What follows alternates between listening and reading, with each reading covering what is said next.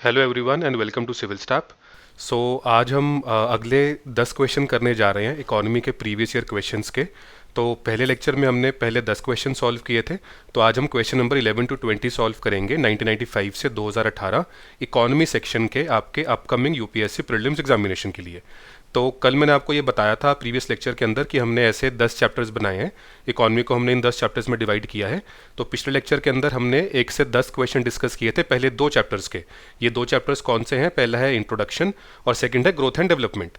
तो आज हम डिस्कस करने जा रहे हैं क्वेश्चन नंबर 11 टू 20 इन्हीं 2 चैप्टर्स के ऊपर। अराउंड 10 क्वेश्चंस और हैं जो कि हम थर्ड लेक्चर के अंदर इन 2 चैप्टर्स से करेंगे। राइट, इन क्वेश्चंस की पीडीएफ को डाउनलोड करने के लिए और इन्हीं क्वेश्चंस को क्विज फॉर्मेट में सॉल्व करने के लिए ज़रूर विजिट कीजिए हमारी साइट civilstaff.com। वहाँ पर जाइए, वहाँ पर आपको ये लेक्चर्स मिल जाएंगे, इनकी वीडियोज़ भी मिल जाएंगी, इन लेक्चर्स के पीडीएफ्स भी मिल जाएंगे और आप इन क्वेश्चंस को क्विज फॉर्मेट में सॉल्व भी कर पाएंगे।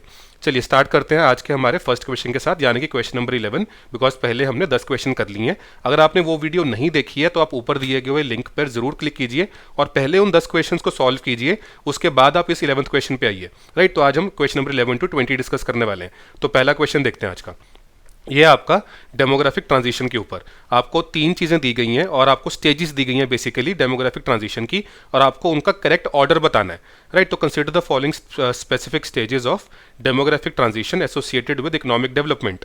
एक स्टेज है low birth rate with low death rate, अगली स्टेज है high birth rate with high death rate, और तीसरी स्टेज है high birth rate with low death rate. तो आपने इन 3 स्टेजेस को डेमोग्राफिक ट्रांजिशन थ्योरी के अकॉर्डिंग सही ऑर्डर के अंदर अरेंज करना है। अब इस क्वेश्चन को सॉल्व करने से पहले सबसे पहले आपको ये पता होना चाहिए कि डेमोग्राफी क्या होती है। उसके बाद आपको ये पता होना चाहिए कि डेमोग्राफी के ऊपर कौन सी इंपॉर्टेंट थ्योरीज हैं। राइट, सिर्फ डेमोग्राफिक ट्रांजिशन थ्योरी एक ही थ्योरी नहीं है। कई लोगों ने, कई पॉलिटिकल इकोनॉमिस्ट ने, सोशोलॉजिस्ट ने ये कई डिफरेंट थ्योरीज दी हैं बेस्ड ऑन डेमोग्राफिक ट्रांजिशन। तो उनकी थ्योरीज को स्टडी करना जरूरी है। उसके बाद आपको बर्थ रेट, डेथ रेट, इन टर्मिनोलॉजीज का ज्ञान होना भी जरूरी है। हमने आपको लास्ट लेक्चर में ही बताया था कि यहाँ पर हमारा एम सिर्फ क्वेश्चन को सॉल्व करना नहीं है। हमारा एम है कि हम इसके रिलेटेड कॉन्सेप्ट्स, जो भी questions previous year question years में पूछे गए हैं, उनके रिलेटेड कॉन्सेप्ट्स को भी कवर कर दें, ताकि मिलता जुलते कॉन्सेप्ट्स या मिलते जुलते क्वेश्चंस अगर फिर से आते हैं आपके प्रीलिम्स एग्जामिनेशन के अंदर तो आपके वो गलत ना हो और आपकी अल्टीमेटली सारी जीएस जो है वो रिवाइज हो जाए इन क्वेश्चंस के थ्रू। तो सबसे पहले हम समझेंगे कि डेमोग्राफी क्या होती है, फिर हम समझेंगे कि इंपॉर्टेंट डेमोग्राफी थ्योरीज कौन सी हैं, फिर हम इंपॉर्टेंट टर्म्स देखेंगे, birth rate, death rate, sex ratio, crude birth rate, crude death rate. उसके बाद हम इस क्वेश्चन को सॉल्व करेंगे। चलिए सबसे पहले समझते हैं कि डेमोग्राफी क्या है। डेमोग्राफी बेसिकली क्या है कि आपने पॉपुलेशन की एक सिस्टमैटिक स्टडी करनी है। सिस्टमैटिक वर्ड यहां पर इंपॉर्टेंट है। तो पॉपुलेशन में पॉपुलेशन साइज आ गया, पॉपुलेशन के और कैरेक्टरिस्टिक्स आ गए, जैसे कि बर्थ रेट आ गया, डेथ रेट आ गया, माइग्रेशन आ गया। इन सब चीज़ों की एक सिस्टमैटिक स्टडी करना एरिया की, वो एरिया नेशन भी हो सकता है, स्टेट भी हो सकती है, रीजन भी हो सकता है, उसको हम डेमोग्राफी बोलते हैं। ये डेमोग्राफी की हमने स्टडी क्यों करनी है? डेमोग्राफी की स्टडी हम इसलिए कर रहे हैं या इसलिए सोशोलॉजिस्ट या लोग करते हैं क्योंकि उस स्टडी से हमें बहुत सारी इनसाइट्स मिल जाती हैं। सपोज कीजिए कि किसी डेमोग्राफी किसी एरिया की स्टडी से हमें यह पता चला डेमोग्राफी स्टडी करने से कि वहां पर रूरल टू अर्बन माइग्रेशन बहुत ज्यादा हो रही है। अब इससे हमें क्या इंसाइट मिलती है कि ये माइग्रेशन क्यों ज्यादा हो रही है? क्या ऐसा हो रहा है कि रूरल एरियाज के अंदर अपॉर्चुनिटीज नहीं है? क्या ऐसा हो रहा है कि रूरल एरियाज के अंदर जॉब्स नहीं है? क्या ऐसा हो रहा है कि रूरल एरियाज के अंदर फैसिलिटीज नहीं है जिसकी वजह से लोग अर्बन एरियाज के अंदर माइग्रेट कर रहे हैं? सिमिलरली अगर बर्थ रेट बहुत ज्यादा है लेकिन डेथ रेट बहुत कम है तो इससे भी हमें इंसाइट्स मिलती हैं कि ऐसा क्यों है कि बर्थ रेट बहुत हाई और डेथ रेट बहुत कम है, जिसकी वजह से पॉपुलेशन एक्सप्लोड कर रही है। तो डेमोग्राफी की सिस्टमेटिक स्टडी करने से बहुत सारी इंसाइट्स मिलती हैं, उसके बेसिस पर पॉलिसीज बनाई जाती हैं, प्रोग्राम्स बनाए जाते हैं और सोशोलॉजिस्ट को बहुत सारी थ्योरीज बनाने का मौका मिलता है। ये आपकी डेमोग्राफी की बेसिक डेफिनेशन है और डेमोग्राफी की बेसिक नीड है। उसके बाद आपको यह पता होना चाहिए कि कौन सी इंपॉर्टेंट थ्योरीज हैं जो लोगों ने डेमोग्राफी के ऊपर दी हैं। तो आपको इंपॉर्टेंट डेमोग्राफिक थ्योरीज का ज्ञान होना चाहिए। ये आपकी एनसीईआरटी बुक्स के अंदर भी लिखी गई हैं। राइट, तो एक इंपॉर्टेंट थ्योरी है माल्थूजियन थ्योरी ऑफ पॉपुलेशन ग्रोथ। ये बहुत इंपॉर्टेंट है। इन जनाब के अकॉर्डिंग ये था कि इनकी एक बहुत ही नेगेटिव थ्योरी मानते हैं, बहुत ही डीमोटिवेटिंग थ्योरी है। तो इन्होंने ये बोला था कि जो ह्यूमन पॉपुलेशन है वो बहुत ज्यादा रेट पे ग्रो करती है एज कंपेयर टू वो मीन्स के जो ह्यूमन पॉपुलेशन को सस्टेन करेंगे, जैसे कि फूड, जैसे कि क्लोथिंग। तो इनका मानना यह है कि ह्यूमन पॉपुलेशन हमेशा ही उस बाकी सब मीन्स को सुपरसीड कर जाती है, बाकी सब मीन्स को जिसकी वजह से ह्यूमंस एग्जिस्ट करेंगे उससे ज़्यादा जल्दी बढ़ जाती है। इसलिए जो पॉवर्टी है वो एक इनएविटेबल चीज़ है, मतलब पॉवर्टी तो होनी ही होनी है, क्यों होनी है? बिकॉज ह्यूमन पॉपुलेशन जल्दी बढ़ रही है, लेकिन जो मीन्स ऑफ ह्यूमन सब्सिस्टेंस है, जो एग्रीकल्चर है, फूड है, क्लोथिंग है, शेल्टर है, वो उतनी तेजी से नहीं बढ़ पाता जितनी तेजी से ह्यूमन पॉपुलेशन बढ़ जाती है। तो इन शख्स का कहना यह था कि ह्यूमन जो है वो condemned to live in poverty है, ये पॉवर्टी से बाहर नहीं आ सकते। एक ही तरीका है पॉवर्टी से बाहर आने का कि आप ह्यूमन पॉपुलेशन को कंट्रोल करो, यानी कि ग्रोथ ऑफ पॉपुलेशन को कम करो, उसको रोको, राइट। उसके बाद इन्होंने एक चीज और बोली कि ये जो ह्यूमन पॉपुलेशन को कंट्रोल करना है या रोकना है या इसकी ग्रोथ को कम करना है, उसके दो तरीके हैं। एक तो है कि हम खुद से वो कंट्रोल्स लगाएं, जैसे कि जो मैरिज वाली एज है उसको लेट करें, मतलब कि पोस्टपोन करें मैरिज को, या फिर सेक्सुअल एब्सटिनेंस करें या सेलिबेसी प्रैक्टिस करें। तो ये इन चीजों को माल्थस ने प्रिवेंटिव चेक्स कहा है। साथ में माल्थस ने यह भी बोल दिया कि जो प्रिवेंटिव चेक्स हैं वो सफिशिएंट नहीं है ह्यूमन पॉपुलेशन की ग्रोथ को रोकने के लिए। इसलिए नेचर के अंदर कुछ ऐसे मैकेनिज्म्स बनाए गए हैं जिनको इन्होंने पॉजिटिव चेक्स कहा था, जैसे कि डिजास्टर्स हो गए, डिजीजेज हो गए, फेमाइन्स हो गए, जिसकी वजह से जो ह्यूमन पॉपुलेशन है वो बहुत सारी एलिमिनेट हो जाती है और वापस से एक बैलेंस मेंटेन हो जाता है। तो जैसे आपको पहले बता रहा था कि इन्होंने बहुत ही एक नेगेटिव और डिमोटिवेटिंग टाइप ऑफ थ्योरी दी थी। ऑल्दो ये थ्योरी काफी सालों तक पॉपुलर रही और इसको सच भी माना गया, राइट। तो ये आपने Malthusian theory of population growth को याद रखना है। मैं फिर से एक बार रिवाइज करवा देता हूं। ये इन्होंने फर्स्ट पॉइंट ये बोला कि जो ह्यूमन पॉपुलेशन है उसकी जो ग्रोथ का रेट है वो तेज है एज कंपेयर टू उन मीन्स के ग्रोथ का रेट जो ह्यूमन पॉपुलेशन को सस्टेन करेंगे। ऐसे कौन से मीन्स हैं? फूड है, एग्रीकल्चर है, क्लोथिंग है, शेल्टर है, ये सारी चीजें हैं। तो ये कम ग्रो करती हैं, ह्यूमन पॉपुलेशन जल्दी ग्रो करती है। इसलिए जो ये डिफरेंस क्रिएट हो जाता है कि ह्यूमन पॉपुलेशन जल्दी बढ़ रही है लेकिन ये मीन्स तो नहीं बढ़ रहे उतनी तेजी से, तो ह्यूमंस पॉवर्टी में रहेंगे। तो पॉवर्टी में ना रहें, ये इससे बचने का तरीका क्या बना कि ह्यूमन पॉपुलेशन को कंट्रोल कर लो। वो कंट्रोल कैसे हो सकती है? या प्रिवेंटिव चेक से या पॉजिटिव चेक से। प्रिवेंटिव चेक से कि खुद से कंट्रोल करना, पॉजिटिव चेक है कि नेचर कंट्रोल करवा देगी through disasters, through diseases, through famines, right. इन्होंने ये चीज कही। सेकेंड एक और theory I, that is called demographic transition theory. तो जो माल्थस की थ्योरी है, बेसिकली माल्थस की थ्योरी को अपोज करते हुए थ्योरी बनी डेमोग्राफिक ट्रांजिशन थ्योरी। इन्होंने क्या बोला कि जो पॉपुलेशन ग्रोथ है that is linked to the levels of economic development, right. ऐसा नहीं है कि जो पॉपुलेशन ग्रोथ को रोकने के यही दो तरीके हैं कि नेचर में जो डिजीजेस हमें देगी या फेमाइंस देगी, डिजास्टर्स देगी, वो जरूरी हैं, उनके बिना या वो अगर आते हैं तो ही बैलेंस मेंटेन हो पाता है। ऐसा नहीं है, बल्कि ऐसा है कि जो पॉपुलेशन ग्रोथ है वो इकोनॉमिक डेवलपमेंट के लेवल के साथ लिंक्ड है। अगर आपकी इकोनॉमी अंडर डेवलप्ड है, रूरल है और आपके लोग इलिटरेट हैं इकोनॉमी के अंदर, तो पॉपुलेशन ग्रोथ किसी और तरीके से होती है। अगर लोग इंडस्ट्रियल एरियाज के अंदर रह रहे हैं, अर्बनाइज्ड हैं, लिटरेट है, टेक्नोलॉजिकल लेवल बहुत हाई है, तो पॉपुलेशन ग्रोथ किसी और तरीके से होती है। तो इस थ्योरी का नाम दिया गया डेमोग्राफिक ट्रांजिशन थ्योरी। इस थ्योरी ने पॉपुलेशन ग्रोथ को economic development of the society के साथ, economic development of the economy के साथ लिंक किया कि इकोनॉमिक डेवलपमेंट पे डिपेंड करता है कि पॉपुलेशन ग्रोथ कैसी होती है, ज्यादा होती है, मॉडरेट होती है या कम होती है, राइट। अब इसका थ्योरी का मेन पॉइंट क्या है? इस थ्योरी का मेन पॉइंट ये है कि सारी इकोनॉमीज अब प्रोग्रेस करती हैं from rural agrarian structure to urban industrial structure. तो डेमोग्राफिक ट्रांजिशन क्या होता है? बेसिकली मूव करना from rural agrarian structure to urban industrial structure. और रूरल एग्रेरियन जो स्ट्रक्चर है वहां पर डेमोग्राफी कैसी होती है? वहां पर बर्थ रेट भी हाई होता है और डेथ रेट भी हाई होता है। बीच में ट्रांजिशन जोन है, उसके बाद जहां पर ट्रांजिशन जोन खत्म होगा, जो एंड है that is the urban industrial structure, वहां पर बर्थ रेट भी लो होगा और डेथ रेट भी लो होगा। तो इसको डेमोग्राफिक ट्रांजिशन कहा गया है, बीच वाली स्टेज को, कि रूरल एग्रेरियन से ट्रांजिशन करते हुए अर्बन इंडस्ट्रियल की तरफ जाएंगे और high birth rate, high death rate से ट्रांजिशन करते हुए लो बर्थ रेट और लो डेथ रेट की तरफ जाया जाएगा। इन जो ये डेमोग्राफिक ट्रांजिशन है, इसको 3 स्टेजेस में इस थ्योरी ने डिवाइड किया है। यहां पर देखिए स्टेज 1, राइट। स्टेज 1 है हाई फ्लक्चुएटिंग स्टेज, यहां पे है स्टेज 2, ये है एक्सपैंडिंग स्टेज, और यहां पर है स्टेज 3, ये है लो फ्लक्चुएटिंग स्टेज। लेफ्ट साइड पे जो आपका वाई एक्सिस है, इस एक्सिस के ऊपर क्या लिया गया है? Birth rate and death rate. CBR का मतलब क्रूड बर्थ रेट, सीडीआर का मतलब क्रूड डेथ रेट। और यहां पर जो आपका एक्स एक्सिस है, इसके ऊपर लिया गया है टाइम, राइट। तो आप फर्स्ट स्टेज को देखिए जिसको हाई फ्लक्चुएटिंग स्टेज बोला गया है। यहां पर आपका सीबीआर भी हाई है और सीडीआर भी हाई है, यानी कि बर्थ रेट भी हाई है और डेथ रेट भी हाई है। इसका मतलब कि फर्टिलिटी रेट भी हाई है और मोर्टेलिटी रेट भी हाई है, राइट। तो बर्थ रेट का मतलब कि फर्टिलिटी रेट भी हाई है और डेथ रेट का मतलब मोर्टेलिटी रेट भी हाई है। अब हाई फर्टिलिटी भी है और हाई मोर्टेलिटी भी है, इसका मतलब क्या हुआ कि जो ओवरऑल इंक्रीज इन पॉपुलेशन है वो तो ज्यादा नहीं होगी, क्योंकि बर्थ रेट भी हाई है, डेथ रेट भी है। जितने लोग पैदा हो रहे हैं उतने ही लोग ऑलमोस्ट उनकी डेथ भी हो रही है। तो ना तो इसमें पॉपुलेशन ज्यादा बढ़ेगी, ना ही पॉपुलेशन ज्यादा गिरेगी, राइट। तो पॉपुलेशन ग्रोथ अगर होगी भी तो बहुत स्लोली होगी अगर हमारा सीबीआर सीडीआर से थोड़ा सा हाई होगा तो इस स्टेज के अंदर जो डिफाइनिंग कैरेक्टरिस्टिक है वो ये है कि बर्थ रेट भी हाई होता है, फर्टिलिटी भी हाई होती है, डेथ रेट भी हाई होता है,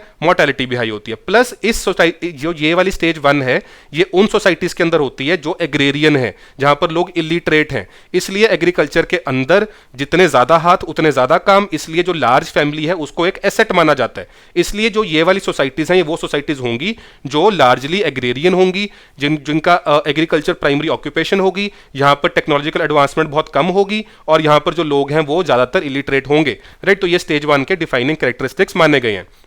उसके बाद जो स्टेज 2 है जो कि ट्रांजिशन स्टेज है, यहां पर क्या हो रहा है, यहां पर बर्थ रेट भी फॉल कर रहा है और डेथ रेट भी फॉल कर रहा है। हो ये रहा है कि जो डेथ रेट है वो जल्दी फॉल कर रहा है। आप इस स्लोप को देखिए, ये डेथ रेट यहां से यहां इतनी जल्दी फॉल कर गया, लेकिन बर्थ रेट ने उतने लेवल पर फॉल करने में टाइम लगाया। तो जब डेथ रेट जल्दी फॉल करेगा और बर्थ रेट स्लोली फॉल करेगा तो क्या होगा, बर्थ रेट और डेथ रेट के बीच में जो डिफरेंस है उसकी वजह से पॉपुलेशन बढ़ेगी, पॉपुलेशन एक्सप्लोजन भी हो सकती है, यानी कि नेचुरल इंक्रीज इन पॉपुलेशन होगी, क्योंकि बर्थ रेट धीरे गिर रहा है और डेथ रेट जल्दी गिर गया। तो ये जो स्टेज है इसको एक्सपैंडिंग स्टेज क्या इसको बोला गया, बिकॉज एक्सपैंडिंग का मतलब कि यहां पर पॉपुलेशन एक्सपैंड कर रही है, पॉपुलेशन बढ़ रही है, पॉपुलेशन एक्सप्लोजन भी हो सकती है। तो यहां पर फर्टिलिटी तो हाई रही या धीरे धीरे गिरी, लेकिन डेथ रेट जो है वो जल्दी से डिक्लाइन कर गया। मोर्टेलिटी रेट डिक्लाइन क्यों हुआ, मे बी सैनिटेशन जो फैसिलिटीज हैं वो इंप्रूव कर गई, हेल्थ फैसिलिटीज इंप्रूव कर गई, मेडिकल फैसिलिटीज इंप्रूव कर गई, जो न्यूट्रिशन है वो इंप्रूव कर गया, इसकी वजह से डेथ रेट जो है वो जल्दी से डिक्लाइन कर गया। क्योंकि यहां पर ये गैप क्रिएट हो गया, जो यहां पे लाइंस डली हुई हैं, इसकी वजह से यहां पर एक्सपैंडिंग पॉपुलेशन होगी, नेचुरल इंक्रीज इन पॉपुलेशन होगी, और यहां पर जो ग्रोथ इन पॉपुलेशन है that will be high. Stage 1 के अंदर growth in population was low, लेकिन यहां पर growth in population can be very high, in fact it can lead to population explosion as well, right. उसके बाद है stage 3। Stage 3 आपकी लो फ्लक्चुएटिंग स्टेज है। यहां पर क्या हुआ कि बर्थ रेट भी लो हो गया और डेथ रेट भी लो हो गया, यानी कि आपका फर्टिलिटी रेट भी गिर गया और आपका मोर्टेलिटी रेट भी गिर गया। इसलिए या तो पॉपुलेशन आपकी स्टेबल हो जाएगी या फिर जो पॉपुलेशन में ग्रोथ होगा वो बहुत स्लोली होगा। ऐसा भी हो सकता है कि पॉपुलेशन जो है वो डिक्लाइन होनी स्टार्ट हो जाए, कि बर्थ रेट बहुत ज्यादा गिर गया और डेथ रेट भी बहुत ज्यादा गिर गया और आपका पॉपुलेशन यहां इस स्टेज के अंदर डिक्लाइन भी हो सकती है। तो यहां पर fertility rate as well as mortality rate decline कर जाते हैं कंसिडरेबली। देखिए स्टेज 1 में इस लेवल पे थे, स्टेज 3 में इस लेवल पर चले गए। पॉपुलेशन या तो स्टेबल हो जाएगी या बहुत थोड़ा थोड़ा ग्रो करेगी या डिक्लाइन भी कर सकती है। और यहां पर जो आपका इकोनॉमिक स्ट्रक्चर है, सोशल स्ट्रक्चर है, वो आपका बेसिकली इंडस्ट्रियल बन जाता है, अर्बनाइजेशन आ जाती है, लोग लिटरेट हो जाते हैं और लेवल ऑफ टेक्नोलॉजी आपका हाई हो जाता है, राइट। तो यह है आपकी डेमोग्राफिक ट्रांजिशन थ्योरी, जिसके अंदर बेसिकली 3 स्टेजेस हैं, stage 1, stage 2, stage 3, starting from high fluctuating to expanding to low fluctuating. तो यहां पर देखिए देशों के नाम भी दिए गए हैं कि किन देश के अंदर ये चीज है। तो जो स्टेज 1 है that is in Bangladesh, rain forest tribes. जो स्टेज 2 है यहां पे पेरू है, श्रीलंका है, कीनिया है, इनफैक्ट इंडिया भी इस स्टेज के अंदर आता है, राइट। ऑल्दो इंडिया के अंदर बर्थ रेट और डेथ रेट दोनों डिक्लाइन कर रहे हैं, लेकिन अभी इंडिया स्टेज 3 के ऊपर नहीं पहुंचा है। स्टेज 3 में कौन है, कनाडा, जापान, यूएसए। इनफैक्ट इनमें से कुछ नेशंस के अंदर तो ये भी हो रहा है कि रिप्लेसमेंट लेवल भी अचीव नहीं हो रहा। रिप्लेसमेंट लेवल क्या होता है अगली स्लाइड में देखेंगे, लेकिन जो स्टेज 3 है वो आपकी काफी खतरनाक स्टेज हो सकती है अगर पॉपुलेशन डिक्लाइन करनी स्टार्ट कर दे तो, राइट। तो ये होपफुली आपको ये थ्योरी समझ में आ गई। चलिए आगे बढ़ते हैं। अब हमने पिछली 2-3 स्लाइड्स के अंदर कुछ टर्म्स यूज कर ली, जैसे कि हमने बर्थ रेट टर्म यूज की, डेथ रेट टर्म यूज की। तो ये टर्म्स बेसिकली है क्या, इनकी डेफिनेशन क्या है। यूपीएससी आपसे मैच द फॉलोइंग के फॉर्म में ये क्वेश्चंस पूछने पॉसिबल हैं, इसलिए आपको ये डेफिनेशंस भली भांति आनी चाहिए, राइट। तो बर्थ रेट सबसे पहले क्या होता है, BR, it is the number of live births per 1000 population during a given time. तो यहां पर number of live births, live, तो ये लाइव जो टर्म है ये इंपॉर्टेंट है कि number of live births per 1000 population, तो 1000 आपको याद रखना है, और obviously during a given time मतलब during a certain time period. Death rate birth rate का बिल्कुल उल्टा है, ये क्या है कि नंबर ऑफ डेथ्स पर 1000 population during a given time. तो दोनों के अंदर ही पर 1000 पॉपुलेशन है, एक टाइम पीरियड फिक्स रहेगा।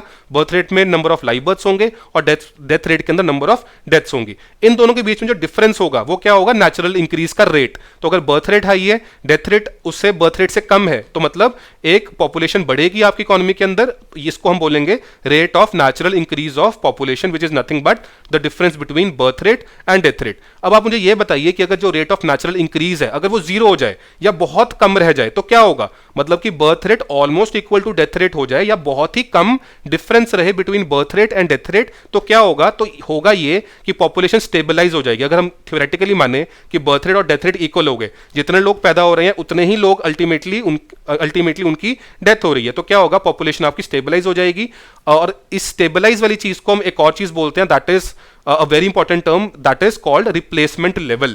तो replacement level का मतलब क्या होता है कि it is the rate of growth required for new generations to replace the older ones that are dying out। कि जो नए लोग पैदा हों वो उतने पैदा हों कि पुराने जो पॉपुलेशन थी उसको रिप्लेस कर दें। तो ये तब होगा जब बर्थ रेट और डेथ रेट थ्योरेटिकली इक्वल हो जाएंगे। प्रैक्टिकली क्या होगा? बर्थ और डेथ रेट के बीच में जो डिफरेंस है वो बहुत ज्यादा कम हो जाएगा। हम ये बोलेंगे कि पॉपुलेशन स्टेबलाइज कर गई है, या फिर जो आपका फर्टिलिटी रेट है वो अब रिप्लेसमेंट लेवल को उस रेट ने अचीव कर लिया है। यानी कि अब जो नए लोग पैदा हो रहे हैं वो पिछले लोगों को रिप्लेस कर देंगे, उतने ही पैदा हो रहे हैं जितने कि पिछले रिप्लेस हो जाएं, राइट। उसके बाद एक और क्वेश्चन आप मुझे बताइए कि अगर rate of natural increase negative हो जाए तो क्या होगा? इसका मतलब क्या कि बर्थ रेट और डेथ रेट के बीच में जो डिफरेंस है, अगर हम कह रहे थे कि नेचुरल इंक्रीज जीरो है तो वो डिफरेंस हम मान रहे थे कि जीरो है, इसमें क्या हो रहा है? नेगेटिव हो रहा है। मतलब कि बर्थ रेट कम हो गया, डेथ रेट उससे भी जो बर्थ रेट है वो कम है, डेथ रेट ज्यादा है, मतलब कि नेगेटिव हो रहा है। लोग कम पैदा हो रहे हैं लेकिन लोग जो जिनकी डेथ हो रही है वो ज्यादा हो रहे हैं। इससे क्या होगा कि आपकी पॉपुलेशन है वो धीरे धीरे डिक्लाइन करनी स्टार्ट कर देगी, रिप्लेसमेंट लेवल भी अचीव नहीं होगा, राइट। क्योंकि अब क्या हो गया है कि डेथ्स ज्यादा हो रही हैं और बर्थ्स कम हो रहे हैं, तो बर्थ रेट कम कर गया है और डेथ रेट ज्यादा हो गया है। इसका मतलब आपका नेचुरल इंक्रीज नेगेटिव हो गई है। नेचुरल इंक्रीज नेगेटिव का मतलब पॉपुलेशन अब डिक्लाइनिंग ट्रेंड के ऊपर चली गई है, रिप्लेसमेंट भी अचीव नहीं हो रही है। कुछ और इंपॉर्टेंट टर्म्स देखते हैं। एक और इंपॉर्टेंट टर्म है फर्टिलिटी रेट। फर्टिलिटी रेट का मतलब क्या है, और इसको आपने टोटल फर्टिलिटी रेट के साथ कंफ्यूज नहीं करना।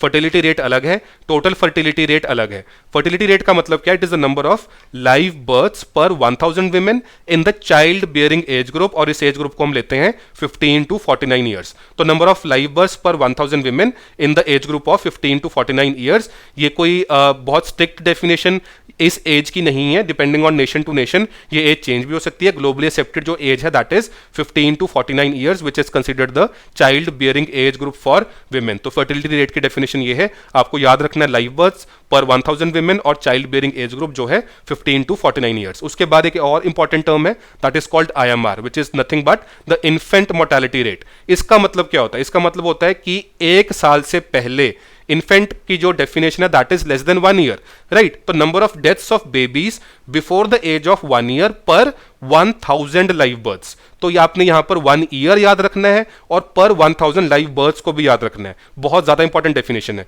उसके बाद एक और इंपॉर्टेंट टर्म आती है that is MMR, which is nothing but the maternal mortality rate. यहां पर क्या हो रहा है? Annual number of female deaths पर 1 लाख लाइव बर्थ्स। IMR के अंदर क्या था? पर 1000 लाइव बर्थ्स। MMR के अंदर क्या आ रहा है? पर 1 लाख लाइव बर्थ्स। अब इसमें इंपॉर्टेंट क्या है कि MMR के अंदर हम वही फीमेल डेथ्स को लेंगे जो कि प्रेगनेंसी रिलेटेड इश्यूज की वजह से हो, कोई भी कॉज नहीं, from any cause related to और एग्रेवेटेड बाय प्रेगनेंसी और इट्स मैनेजमेंट। तो यहां पर यह इंपॉर्टेंट है कि डेथ का रीजन जानना इंपॉर्टेंट है। अगर वो प्रेगनेंसी और उसकी मैनेजमेंट से रिलेटेड कॉज से हुआ है तो हम वो MMR के अंदर वो डेथ काउंट होगी। अगर वो कोई नेचुरल रीजंस की वजह से या कोई सुसाइड एंड ऑल की वजह से हो गया तो वो MMR के अंदर काउंट नहीं होगी, राइट। तो एक्सीडेंटल वाले चीजें, इंसिडेंटल कॉजेज इसके अंदर नहीं आएंगे। प्लस इसके अंदर आपने एक और चीज याद रखनी है कि it includes deaths during pregnancy, childbirth as well as 42 days of termination of pregnancy irrespective of the duration and the site of pregnancy। तो जो 40 days वाली चीज है कि डेथ या तो ड्यूरिंग प्रेगनेंसी हो या ड्यूरिंग चाइल्ड बर्थ हो या with in 42 days of termination of pregnancy. हमें इस चीज से मतलब नहीं है कि प्रेगनेंसी का ओवरऑल ड्यूरेशन कितनी थी, राइट। तो आपने ये वाली जो डेज वाली चीज है ये भी आपने दिमाग में रखनी है, बिकॉज यूपीएससी आपको यहां पर कंफ्यूज कर सकती है। थर्ड डेफिनेशन है that is of sex ratio. Sex ratio के अंदर क्या है कि it is the number of females per 1000 males. Right. तो ये बड़ी कॉमन टर्म है, बार बार न्यूज़पेपर्स के अंदर भी आती है, यूज भी होती है। तो सेक्स रेशियो का मतलब होता है number of females per 1000 males, right, in a given area during a specific time period. और लास्ट जो एक और इंपॉर्टेंट टर्म है that is the age structure of population. तो डेमोग्राफी हम स्टडी कर रहे हैं तो हमें ये टर्म पता होनी चाहिए कि एज स्ट्रक्चर ऑफ पॉपुलेशन क्या होती है। इसका मतलब होता है कि डिफरेंट डिफरेंट एज ग्रुप्स के अंदर कितनी पॉपुलेशन है with respect to the total population. कि अगर टोटल पॉपुलेशन लेट सपोज कि 100 लोगों की है तो उसमें हम एज ब्रैकेट्स बना देंगे कि 0 to 6 ईयर, 6 to 12 ईयर्स, जो भी एज ब्रैकेट बने। तो एज स्ट्रक्चर का मतलब ये कि कितने कौन से एज ब्रैकेट के अंदर कितने कितने लोग हैं with respect to the total population of that particular area, that particular region और that particular country as the case may be. तो आपने ये सारी टर्म्स को बहुत अच्छे से याद रखना है। अब एक लास्ट टर्म है बहुत ज्यादा इंपॉर्टेंट, इसके ऊपर क्वेश्चन एक्सपेक्टेड है, आ सकता है, आ भी चुका है, हम अगले क्वेश्चन के अंदर देखेंगे।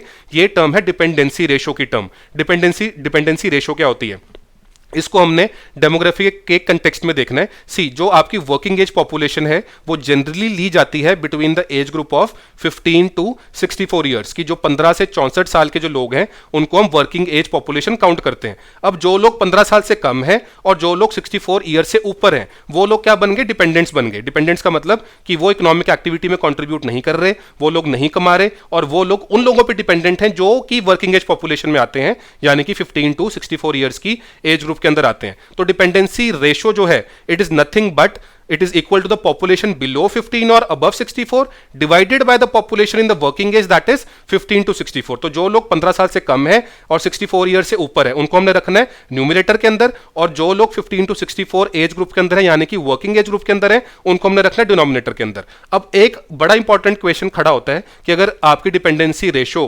ज्यादा है या बढ़ रही है, इसका क्या मतलब है? इसका मतलब क्या है कि या तो न्यूमरेटर बढ़ रहा है या डिनोमिनेटर कम हो रहा है, या दोनों चीजें हो रही हैं। न्यूमरेटर में क्या था, वो लोग थे जो कि 15 साल से कम थे और 64 ईयर से ऊपर थे। अगर मतलब डिपेंडेंसी रेशो बढ़ रही है और न्यूमरेटर इसका मतलब आपका बढ़ रहा है तो मतलब आपके डिपेंडेंट्स बढ़ रहे हैं। डिपेंडेंट्स बढ़ रहे हैं का मतलब क्या हुआ कि जो 15 साल से कम है और जो 64 ईयर से ऊपर है अगर उनकी पॉपुलेशन बढ़ रही है तो क्या होगा कि जो वर्किंग एज पॉपुलेशन है उसके ऊपर बर्डन आ जाएगा। अगर उसको हम कांस्टेंट माने कि डिनोमिनेटर कांस्टेंट और न्यूमरेटर बढ़ गया, इसका मतलब जो वर्किंग एज पॉपुलेशन थी वो आपके उतने ही लोग हैं, लेकिन जो उन वर्किंग एज पॉपुलेशन के ऊपर डिपेंडेंट लोग थे वो बढ़ गए। इसका मतलब क्या हुआ कि अब बर्डन पड़ गया इकोनॉमी के ऊपर उन डिपेंडेंट्स को कैरी करने का। सिमिलरली अगर डिपेंडेंसी रेशो आपकी लो है या रिड्यूस कर रही है, इसका मतलब क्या हुआ कि आपके पास इकोनॉमिक ग्रोथ करने की एक बहुत अच्छी अपॉर्चुनिटी, एक बहुत अच्छी विंडो खुल गई है जिसको कि डेमोग्राफिक डिविडेंड भी बोला जाता है। इसका मतलब क्या है कि जो आपके वर्किंग एज पॉपुलेशन है वो ज्यादा है और जो आपके डिपेंडेंट्स हैं वो कम है।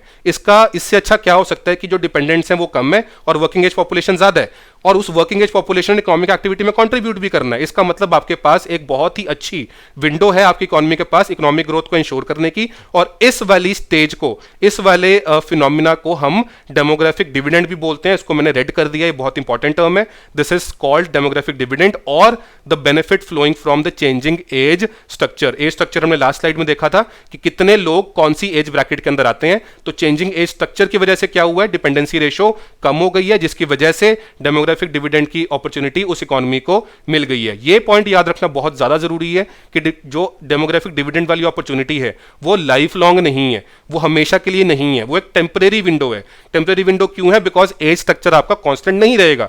कहीं ना कहीं डेमोग्राफिक ट्रांजिशन थ्योरी आपने पहले पढ़ी, कहीं ना कहीं आपकी एज स्ट्रक्चर चेंज हो जाएगा, ट्रांजिशन हो जाएगा। इसलिए उस विंडो के अंदर उस डेमोग्राफिक डिविडेंड का लाभ उठाना, आपकी इकोनॉमिक एक्टिविटी को थोड़ा सा बढ़ाना, इकोनॉमिक ग्रोथ को इंश्योर करना बहुत ज्यादा इंपॉर्टेंट हो जाता है। इसलिए डेमोग्राफिक डिविडेंड वाली जो विंडो है, जब भी किसी देश के सामने आए उसको वो हर कदम उठाना चाहिए जिसकी वजह से वो उस डेमोग्राफिक डिविडेंड को यूज करके इकोनॉमिक ग्रोथ इंश्योर कर सके, बिकॉज ये बेनिफिट टेम्परेरी है, हमेशा के लिए नहीं रहेगा। चलिए अब इस क्वेश्चन को हम सॉल्व करते हैं जो हमने स्टार्ट किया था। बहुत सारी थ्योरी मुझे इसके बारे में आपको बतानी पड़ी बिकॉज इससे ही हमारे कई सारे प्रीवियस ईयर क्वेश्चन भी सॉल्व होंगे और आपके आने वाले एग्जामिनेशन के अंदर भी चीजें पूछी जा सकती हैं जो कि इस एक्सप्लेनेशन से आपसे सॉल्व हो सकती हैं। तो हम ये इस क्वेश्चन को दोबारा पढ़ लेते हैं कि डेमोग्राफिक ट्रांजिशन की आपके सामने 3 स्टेजेस हैं, आपको इसको सही ऑर्डर में लगाना है। तो पहली स्टेज आपको याद होगा कौन सी थी, वो स्टेज थी जहां पर बर्थ रेट भी हाई था और डेथ रेट भी हाई था, यानी कि 2, तो 2 सबसे पहले आना चाहिए। तो सीधी हमारी 2 ऑप्शन एलिमिनेट हो गई हैं, ना तो ऑप्शन हमारी ए होगी ना डी होगी, तो हमारी ऑप्शन या तो बी होगी या सी होगी। तो पहला क्या है, high birth rate and high death rate, यानी कि 2। उसके बाद क्या होता है कि जो आपका बर्थ रेट है वो तो धीरे धीरे डिक्लाइन करता है, लेकिन जो डेथ रेट है वो जल्दी डिक्लाइन हो जाता है, मतलब हाई बर्थ रेट रहता है लेकिन डेथ रेट जल्दी से गिर जाता है। तो आपको उसके बाद आना चाहिए 3, और उसके बाद क्या होगा, लास्ट स्टेज जिसके अंदर लो बर्थ रेट भी होगा और डेथ रेट भी आपका लो होगा। तो सही आंसर इसका क्या बना, ऑप्शन सी, राइट। तो ये क्वेश्चन आपका यहां पर सॉल्व होता है, जिसका आंसर यहां से निकल के आया है ऑप्शन सी।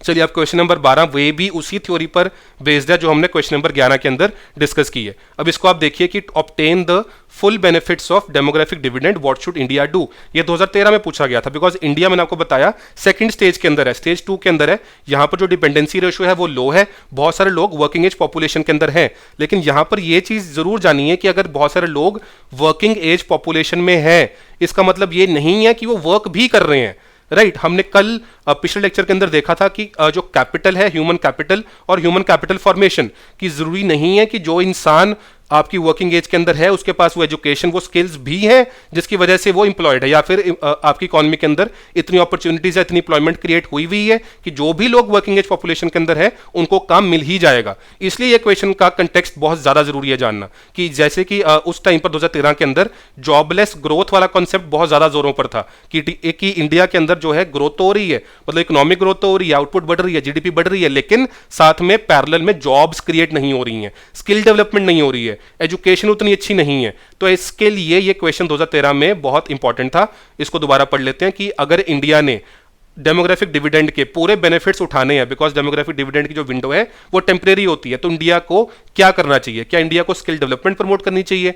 क्या इंडिया को सोशल सिक्योरिटी स्कीम्स लॉन्च करनी चाहिए? क्या आईएमआर को कम करना चाहिए या हायर एजुकेशन को प्राइवेटाइज करना चाहिए? यहां पर कीवर्ड है हायर एजुकेशन, क्या उसको प्राइवेटाइज करना चाहिए? चलिए इस क्वेश्चन को सॉल्व करने से पहले मैं आपको फिर से वो स्लाइड दिखा दूं जो हमने पिछले क्वेश्चन में देखी थी। यहां पर हमने समझा था कि डिपेंडेंसी रेशो क्या होती है। मैंने आपको बताया था कि जो डिपेंडेंट्स हैं वो 15 साल से कम है और 64 ईयर से ऊपर है। तो न्यूमिनेटर में आपके आएंगे डिपेंडेंट्स और आपके डिनोमिनेटर के अंदर आएंगे वर्किंग एज पॉपुलेशन। अगर ये डिपेंडेंसी रेशो कम होती है तो उस इकोनॉमी के पास डेमोग्राफिक डिविडेंड की एक विंडो सामने प्रेजेंट होती है, लेकिन उस विंडो को यूज करने के लिए, उस विंडो को बहुत अच्छे से यूटिलाइज करने के लिए क्या चाहिए? ह्यूमन कैपिटल फॉर्मेशन चाहिए। सिर्फ ह्यूमन बींग्स होना वर्किंग एज ग्रुप के अंदर जरूरी नहीं है, हमें ह्यूमन कैपिटल फॉर्मेशन चाहिए। और ह्यूमन कैपिटल फॉर्मेशन हमने लास्ट लेक्चर के अंदर भी पढ़ा था कि क्या होता है, it is nothing but the process of transformation of the people of a country into workers who are capable of producing goods and services। और वो capable कैसे होंगे to produce goods and services? जब वो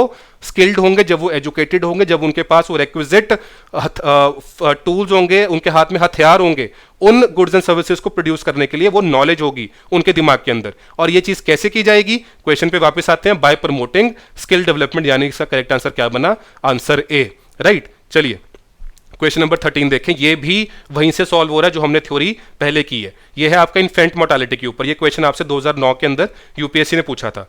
पहली स्टेटमेंट क्या बोल रही है कि जो इन्फेंट मोर्टालिटी रेट है, जो कि हमने आपको याद होगा क्वेश्चन नंबर 11 में हमने डेफिनेशन पढ़ी थी आईएमआर की, कि जो आईएमआर है that takes into account the deaths of infants within a month after birth. मैंने आपको क्लियरली वहां पे बताया था कि आपको याद रखना है कि इट इज 1 ईयर। इन्फेंट की डेफिनेशन है फ्रॉम बर्थ टिल 1 ईयर, तो यहां पे विद इन अ मंथ नहीं है, it should be with in a year after birth.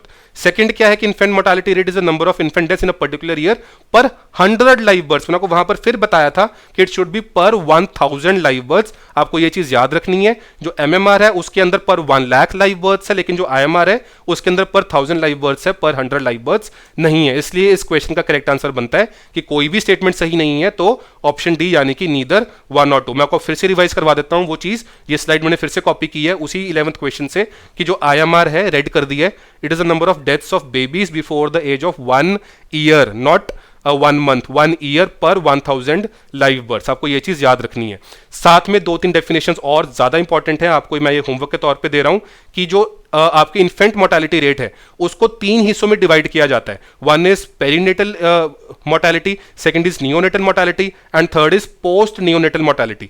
आइए मार्क ही फॉर द 3 इसके अंदर डिविजन्स है, perinatal, neonatal and neonatal, sorry and post neonatal. आपको मुझे बताना है कि इन तीनों डेफिनेशंस, इन तीनों टर्म्स की डेफिनेशन क्या है। सेकेंडली हमने पिछले स्लाइड्स के अंदर देखा था कि बर्थ रेट क्या होता है और डेथ रेट क्या होता है, लेकिन बहुत जगहों पे आप देखोगे कि सीबीआर टर्म यूज होती है, crude birth rate, crude death rate. आपको मुझे यह बताना है कि क्रूड का मतलब क्या होता है, क्रूड ऑयल नहीं, crude birth rate, crude death rate. अगर मैं सिर्फ बर्थ रेट बोलूं और अगर मैं क्रूड बर्थ रेट बोलूं तो दोनों में डिफरेंस क्या है, अगर मैं डेथ रेट बोलूं और अगर मैं क्रूड डेथ रेट बोलूं तो दोनों के अंदर डिफरेंस क्या होता है, ये चीज आपने मुझे नीचे कमेंट सेक्शन के अंदर रिप्लाई करके बतानी है। चलिए, एक दो चीज़ें बड़ी इंटरेस्टिंग है, ये एनसीईआरटी के अंदर दी गई थी तो मैं आपके साथ ये डिस्कस करता हूँ। ये पिछले 3 क्वेश्चंस जो हमने डिस्कस किए हैं उसके साथ रिलेटेड है। एनसीईआरटी के अंदर सोशियोलॉजी के अंदर आपको ये टर्म्स मिलेंगी, इंडियन सोसाइटी वाली एनसीईआरटी में ये स्टेटमेंट्स दी गई हैं। पहली स्टेटमेंट देखिए, बहुत इंटरेस्टिंग स्टेटमेंट है। ये स्टेटमेंट ये बोल रही है कि historically all over the world it has been found that there are slightly more females than males in most countries. अब हमारे दिमाग के अंदर क्या है, इंडिया में क्या है कि सेक्स सिलेक्टिव अबॉर्शंस होते हैं, मतलब कि प्रेफरेंस फॉर मेल चाइल्ड होती है। तो इंडिया के अंदर क्या हुआ है कि जो नंबर ऑफ फीमेल्स हैं एज कंपेयर टू मेल्स वो कम है, लेकिन अगर हम ओवरऑल ग्लोबली बात करें, हिस्टोरिकली बात करें तो ये देखा गया है कि there are slightly more females than males in most countries. तो ये मोस्ट वाला टर्म जो है ये इंपॉर्टेंट है, ऑल कंट्रीज इसने नहीं बोला, इसने मोस्ट कंट्रीज बोला, प्लस इसने हिस्टोरिकली भी बोल दिया। तो ये स्टेटमेंट बिल्कुल ट्रू है। तो आपने अपने दिमाग के अंदर सिर्फ इंडिया को रेफरेंस मानते हुए नहीं कहानी बनानी, आपने ओवरऑल देखना है कि इंडिया का कंटेक्स्ट अलग हो सकता है, लेकिन ओवरऑल अगर देखा जाए तो दुनिया के अंदर ज्यादा फीमेल्स हैं as compare to males in most country, right. ये ओवरऑल बात हो रही है, चाइल्ड की बात नहीं हो रही है, overall total number of females, not specific to age, right. तो ये स्टेटमेंट ट्रू है। सेकेंड स्टेटमेंट देखिए, ये और भी ज्यादा इंटरेस्टिंग है कि जो नेचुरली अकरिंग फिनोमेना अगर हम देखें तो ज्यादा मेल बेबीज बॉर्न होते हैं as compare to female babies, right. Nature seems to produce रफली 943 to 952 female babies for every 1000 males. तो पहली स्टेटमेंट तो ये बोल रही है कि फीमेल ज्यादा है एज कंपेयर टू मेल्स, और सेकंड स्टेटमेंट ये बोल रही है कि नेचुरली आपके फीमेल्स जो हैं वो कम पैदा होती हैं एज कंपेयर टू मेल्स। तो ऐसा कैसे हो सकता है कि ओवरऑल अगर हम देखें तो फीमेल ज्यादा है एज कंपेयर टू मेल्स? इसका रीजन क्या है? इसका रीजन ये है कि जो सेकंड स्टेटमेंट है वो आपको बेबीज की टर्म्स में बात कर रही है, और जो फर्स्ट स्टेटमेंट है वो आपको स्पेसिफिक एज ग्रुप में बात नहीं कर रही, वो टोटल पॉपुलेशन की बात कर रही है। तो जो आपकी फीमेल बेबीज पैदा होती हैं, ऑल्दो नेचुरली वो as compare to male babies कम पैदा होती हैं, for every 1000 male babies born around 943 से 952 फीमेल बेबीज पैदा होती हैं, लेकिन उनका survival rate as compare to male babies ज्यादा है। तो इसके दो रीजंस क्या हैं?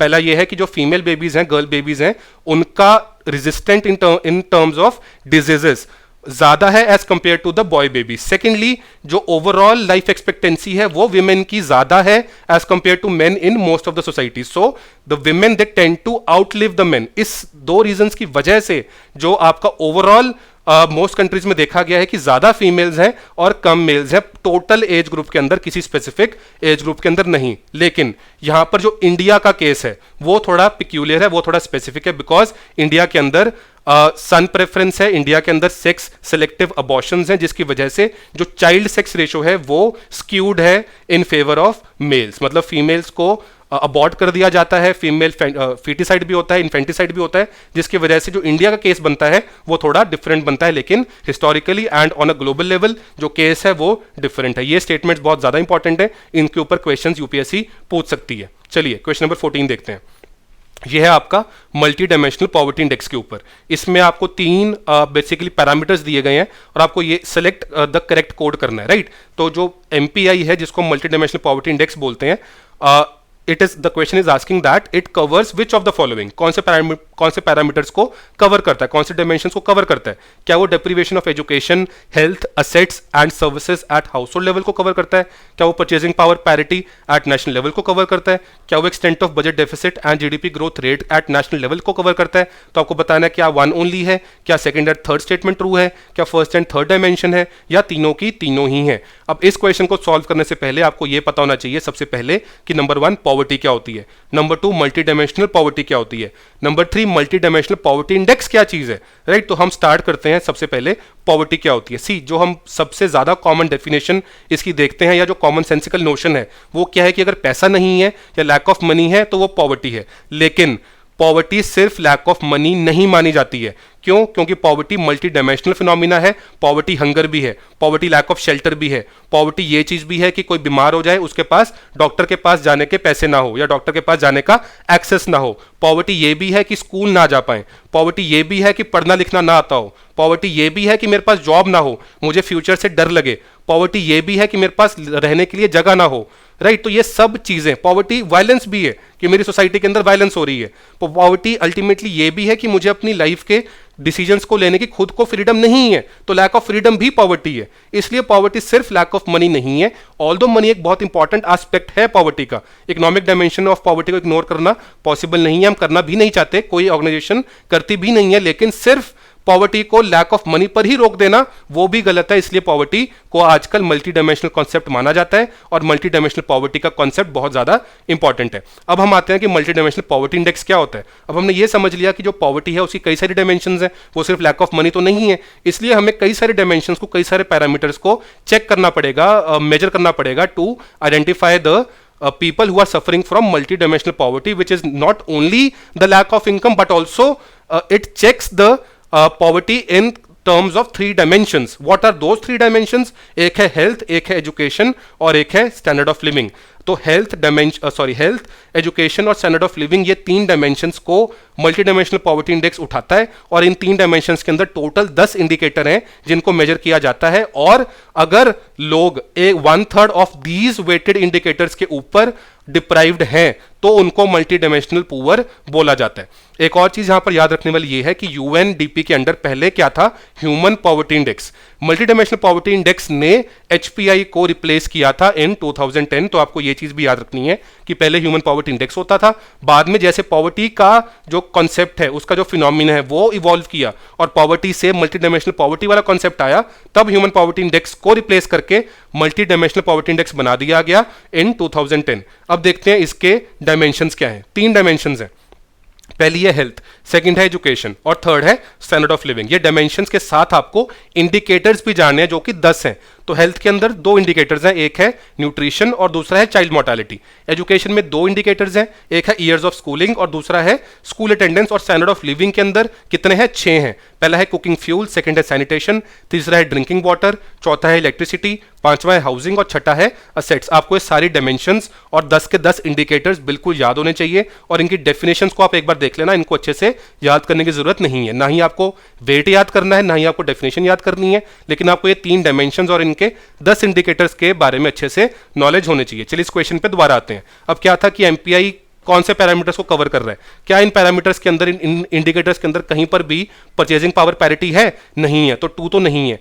क्या कहीं यहां पर बजट डेफिसिट है, क्या कहीं यहां पर जीडीपी ग्रोथ की बात हो रही है, नहीं हो रही है। क्या deprivation of education, health, assets इनकी बात हो रही है, बिल्कुल हो रही है। यहां पर देखिए एजुकेशन, हेल्थ, असेट्स सबकी बात हो रही है, इसलिए इसका करेक्ट आंसर क्या बना, 1 ओनली, यानी कि ऑप्शन ए, राइट। तो आपको इस इंडेक्स के बारे में 2-3 चीजें पता होनी चाहिए। नंबर 1 कौन रिलीज करता है, नंबर 2 इसकी डायमेंशंस कौन सी हैं, नंबर 3 इसमें कौन से इंडिकेटर्स हैं।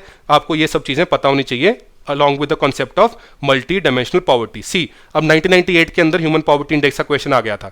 मैंने आपको बताया 2010 में एचपीआई को रिप्लेस किया एमपीआई ने, लेकिन 1998 के अंदर तो ये एचपीआई ही था और ये बना था 1997 के अंदर ह्यूमन डेवलपमेंट रिपोर्ट के अंदर। तो जो ह्यूमन डेवलपमेंट रिपोर्ट है उसके अंदर जो ह्यूमन पॉवर्टी इंडेक्स आया वो पहली बार 1997 के अंदर आया और ये 98 के अंदर क्वेश्चन था। हमारे लिए क्या इंपॉर्टेंट है कि ह्यूमन पॉवर्टी इंडेक्स को मल्टी डायमेंशनल पॉवर्टी इंडेक्स ने रिप्लेस किया इन द ईयर 2010 और मल्टी डायमेंशनल पॉवर्टी इंडेक्स के बारे में आपको सारे इंडिकेटर्स भी पता होने चाहिए। ये हमने पिछली स्लाइड में ही देखा था कि जो एमपीआई है उसने रिप्लेस किया था ह्यूमन पॉवर्टी इंडेक्स को 2010 के अंदर, राइट। चलिए आज का 16th क्वेश्चन देखते हैं। तो इसके अंदर क्या है, ये ह्यूमन डेवलपमेंट इंडेक्स के ऊपर क्वेश्चन आ गया। तो पहले हमने क्वेश्चन देखा मल्टी डायमेंशनल पॉवर्टी इंडेक्स पे, फिर देखा पॉवर्टी इंडेक्स पे, अब क्या आ गया ह्यूमन डेवलपमेंट इंडेक्स पे। अब ये अगेन पैरामीटर्स के ऊपर क्वेश्चन है कि जो ह्यूमन डेवलपमेंट इंडेक्स है उसमें पैरामीटर्स, एक तो लिटरेसी रेट है, दूसरा लाइफ एक्सपेक्टेंसी एट बर्थ है और तीसरा कौन सा है। और ये क्वेश्चन आपका 97 के अंदर आया था, लेकिन ये आज भी इंपॉर्टेंट है क्वेश्चन, ये दोबारा से भी आ सकता है, इन डायमेंशंस के ऊपर क्वेश्चन पूछा जा सकता है। तो 2 डायमेंशंस आपको दी गई हैं कि भाई लिटरेसी रेट तो है, लाइफ एक्सपेक्टेंसी एट बर्थ तो है, और तीसरा डायमेंशन कौन सा है। चलिए इसके बारे में पहले पढ़ते हैं कि इकोनॉमिक ग्रोथ और इकोनॉमिक डेवलपमेंट क्या होती है, बिकॉज यहां पर बार बार डेवलपमेंट की बात हो रही है, ग्रोथ की बात नहीं हो रही है। तो लास्ट लेक्चर के अंदर भी हमने पढ़ा था कि जो इकोनॉमिक ग्रोथ है वो एक क्वांटिटेटिव कॉन्सेप्ट है और जो इकोनॉमिक डेवलपमेंट है वो एक क्वालिटेटिव कॉन्सेप्ट है। तो ज्यादा ब्रॉड कॉन्सेप्ट कौन सा है, इकोनॉमिक डेवलपमेंट का। इकोनॉमिक ग्रोथ आपका आउटपुट पर ही खत्म हो जाता है, यानी कि जीडीपी पे या जीएनपी पे या the output of goods and services पर खत्म हो जाता है। लेकिन जो इकोनॉमिक डेवलपमेंट का कॉन्सेप्ट है वो इकोनॉमिक ग्रोथ से काफी आगे चला जाता है कि वो वो ये बोलता है कि सिर्फ इकोनॉमिक ग्रोथ जरूरी नहीं है,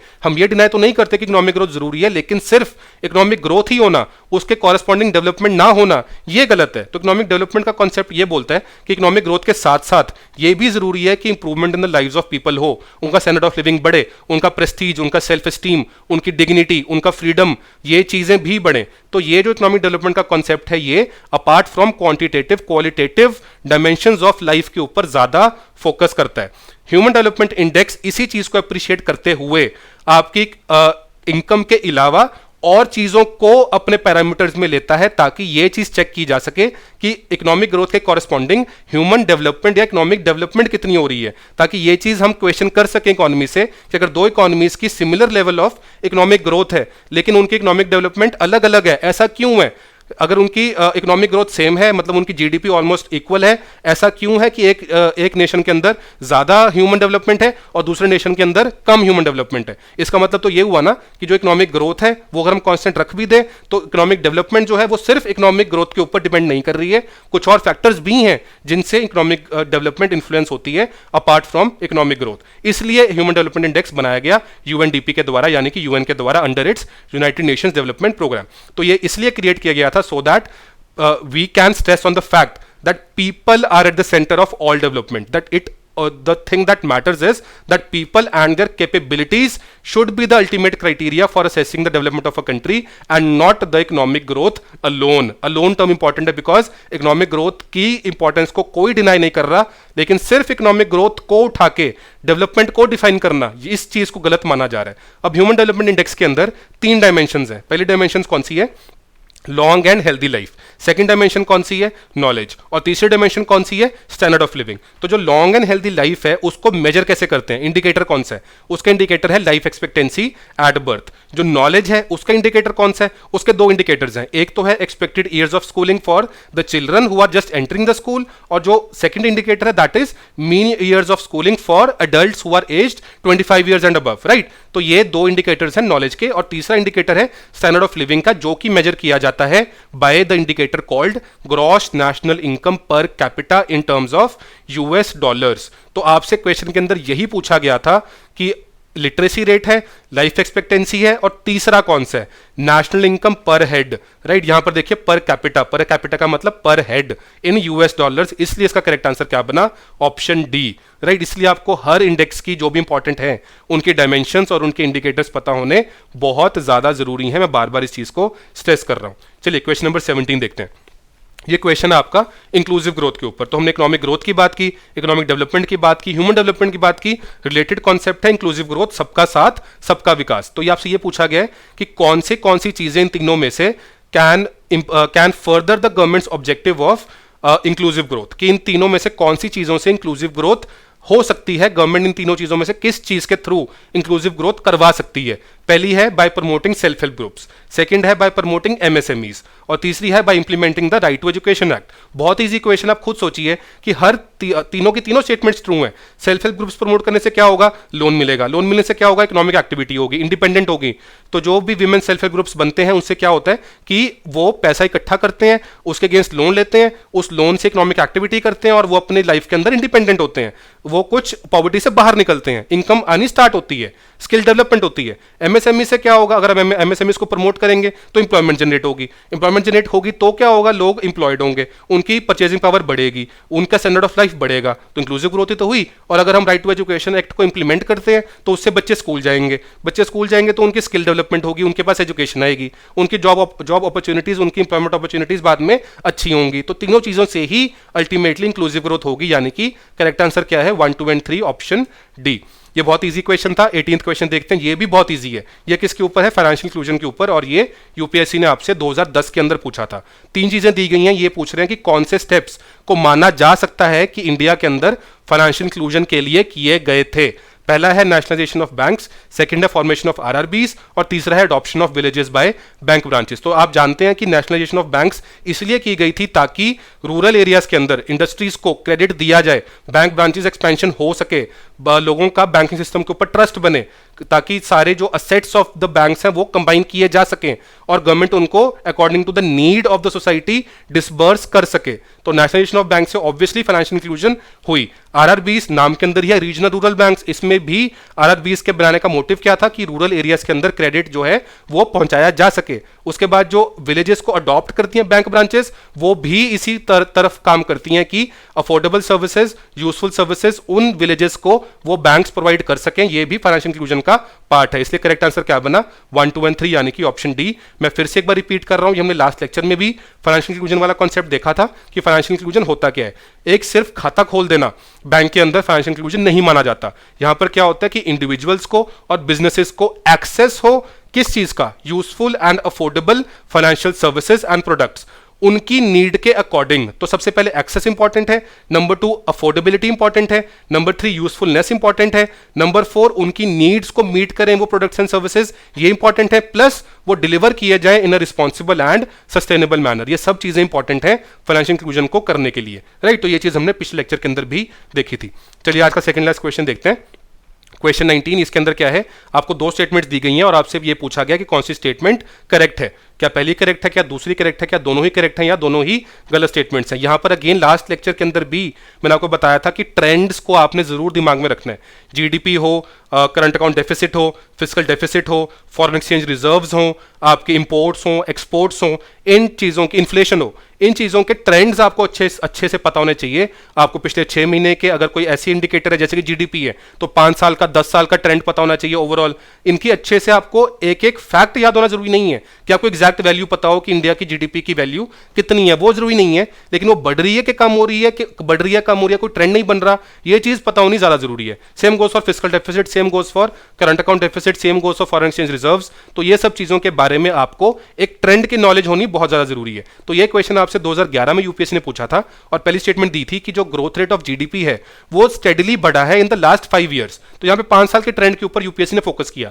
और सेकंड स्टेटमेंट आपको ये दी कि जो ग्रोथ रेट है पर कैपिटा इनकम का वो स्टेडली बढ़ा है। पर कैपिटा इनकम का ग्रोथ रेट, तो ग्रोथ रेट और पर कैपिटा इनकम अलग, ये अलग अलग कॉन्सेप्ट्स है। पर कैपिटा इनकम बढ़ना और पर कैपिटा इनकम का ग्रोथ रेट बढ़ना ये अलग चीजें हैं। यहां पर क्या बात हो रही है? Growth rate in per capita income has steadily increase in the last 5 years. तो इसका करेक्ट आंसर था सिर्फ ऑप्शन 2, यानी कि जो जीडीपी का ग्रोथ रेट है वो स्टेडली इंक्रीज नहीं हुआ इन द लास्ट 5 ईयर्स, लेकिन जो growth rate in per capita income है वो स्टेडली जरूर बढ़ा है इन द लास्ट 5 ईयर्स, जब ये 2011 की बात की जा रही थी।